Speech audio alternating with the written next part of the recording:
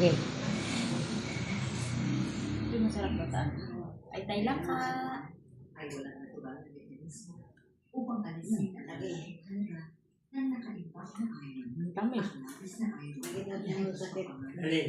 kaysa sa malalim na No? kapulutan sa Sa iron. ulang ko. Ang Madagdag. ko sa pag-inom ng supplement ay ang pag-focus sa pag-maximize ng pagsipsip ng iron sa pamamagitan ng pagsasama-sama ng mga pagkain na yan sa Ang lalaki ng kalon. at mga pinagkukunan ng vitamins sa bato tulad ng mga prutas Ang tamis pati. Hinog na hinog. gaya ng kalamansi o Ito pa, ang laki oh.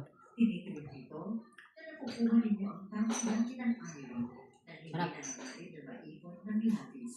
Pag-isipan ito bago Akala ko wala nang langka sa ngayon, may langka pa rin. Nakakulangan ba sa iron ang sabi na inyong pagkapagod? Masarap po gulayan ito agad. Ano ito? Masarap gulayan. Madalas na itinuturo ng mga nakatatanda ang Yung buto ilalabon. bilang dahilan ng pagkapagod. Ngunit maaaring isa pang supplement ang lihim na salamin.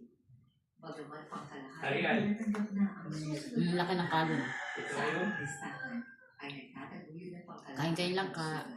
Ang nais nito ay Kung maaaring ilalagay ko yun. lihim na nakakasira sa lakas balanse. Alam mo, alagay dito. Yan natin yung ilang. Hihiran Wala masubok yan.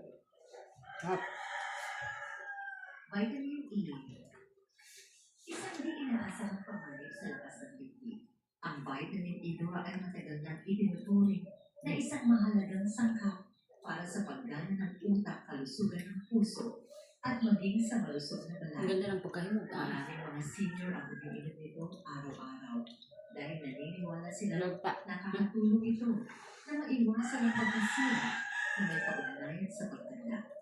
Ngunit paano kung ang inaakalang mahiwagang bitamina nito Yan.